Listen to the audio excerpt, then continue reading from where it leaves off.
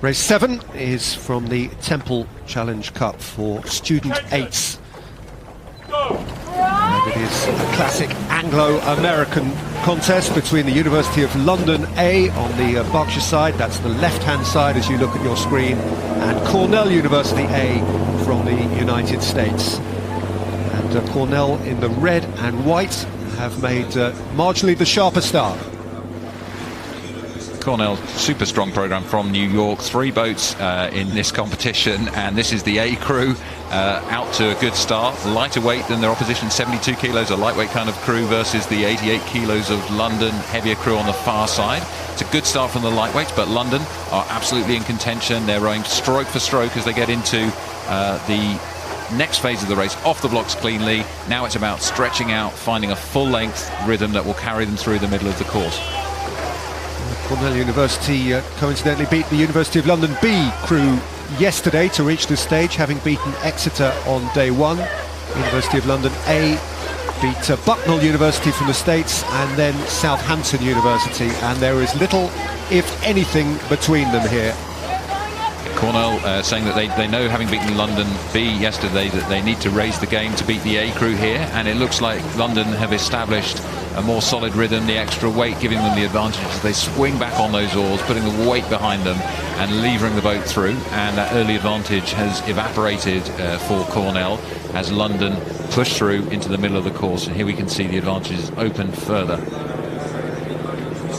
It's an interesting indication of the psychology looking through the whole week and into the weekend when you hear what the London crew had to say after yesterday. We're being as conservative as possible, though of course we're here to win. We're not thinking about Brooks and are conserving as much energy as possible. By saying that, they're giving away that they clearly are thinking about Absolutely. Brooks. Try not to think about an elephant, will you? Yeah, exactly. They clearly consider that to be the major impediment between them and glory. Yeah, they'll be happy with this row so far. I mean, you can see they're relaxing into their rhythm. The University of London A crew here, long strokes, big stroke man they've got there in the stroke seat. Patrick, they call him the Jackhammer Sullivan, 21 years old, 92 kilos, British indoor rowing champs. In 2006 got a bronze medal, so he's a powerful guy driving the crew on. You can see his size advantage there. It's unusual to have the strokeman being the biggest guy in the crew, but that power is welcome for the University of London crew here as they ease further ahead of Cornell. In fairness to the University of London, I've been in sports journalism for 25 years, and leading questions do get asked. If somebody asks you, are you thinking about Brooks, you're going to say no, aren't you? And possibly that's what's happened. Well, let's look here. The Cornell guys are still hanging on, so they might need to think a little bit more about Cornell as they go through the middle of the course, passing the Remington Club on the left-hand bank. University of London haven't quite opened up what you'd want, which is a little bit of clear water over an 8. These 8s can move fast, and you can't afford to lose a moment's focus because you'll be a quarter of length lost back.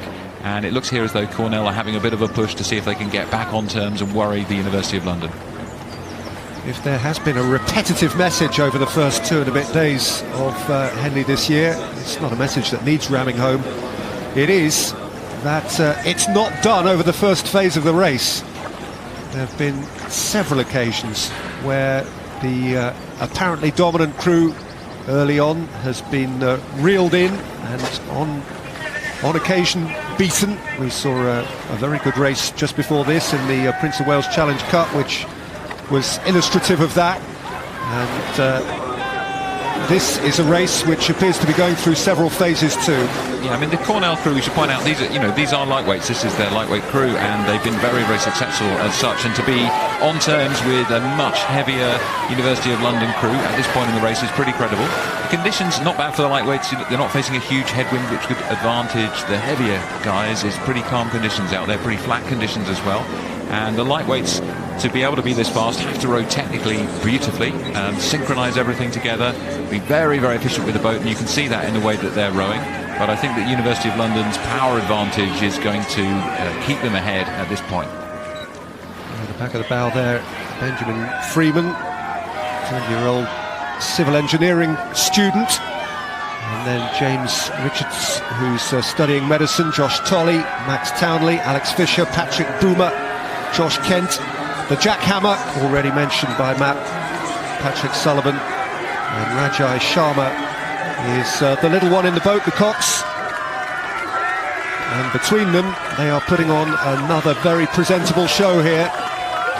Yeah, the Cox says this is the fastest boat he's ever coxed in his last year at the university, and so excited to be able to come to Henley with a really fast boat from the University of London.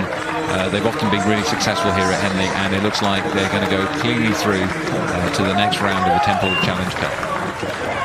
Given a really good account of themselves there, as indeed did Cornell, giving away some 16 kilograms per man. But Thames had the power and the technique to repel that challenge from America, and it is they, the University of London, who go through.